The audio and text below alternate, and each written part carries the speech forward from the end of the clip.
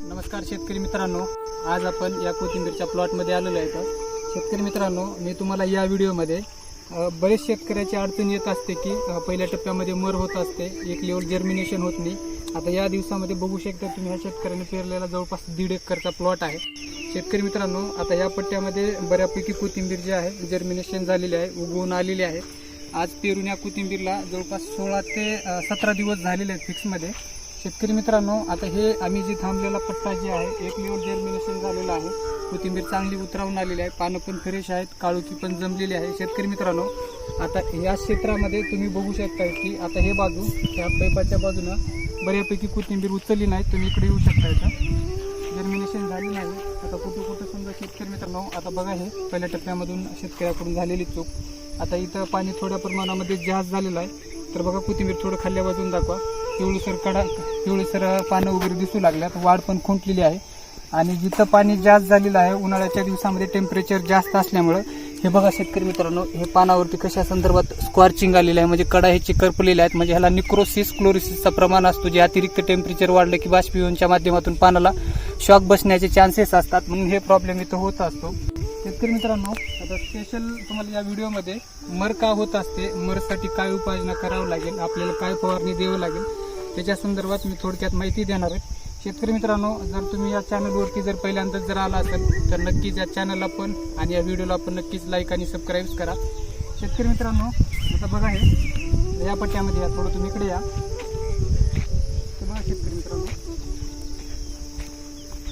तिकडं थोडं कॅमेरा पाठीमागं पण फिरून जाका, तर तुम्हाला त्या व्हिडिओमध्ये थोडं ठळक दिसणार नाही. शेतकरी मित्रांनो, तर कोथिंबीर तिथं 100% जर्मिनेशन झालेली आहे. आता या पट्ट्यामध्ये बघा, इकडे या थोडं तुम्ही, इकडल्या बाजूला या.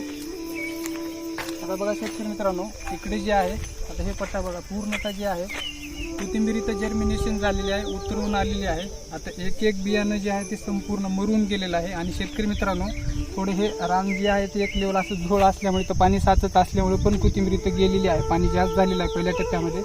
तर इथून तिथून तुम्ही बघू शकता कोथिंबीर किती प्रमाणामध्ये मर लागलेली आहे. शेतकरी मित्रांनो, म्हणजे जागेच्या पट्टे बसलेले आहेत. शेतकरी मित्रांनो, तर मरसाठी आपल्याला काय द्यावं लागेल, कोणती फवारणी करावं लागेल, मरसाठी कोणते मार्केटमध्ये औषध आहेत, मग आपल्याला कोणती बुरशीनाशकाची योग्य फवारणी करून पहिल्याच एका फवारणीमध्ये कंट्रोल करता येईल. शेतकरी मित्रांनो, मरविषयी जर बोलायचं म्हटलं तर आज मार्केटमध्ये फिक्समध्ये तुम्हाला कोणतंही दुकानदार मरसाठी काय स्पेशल औषध देणार नाही.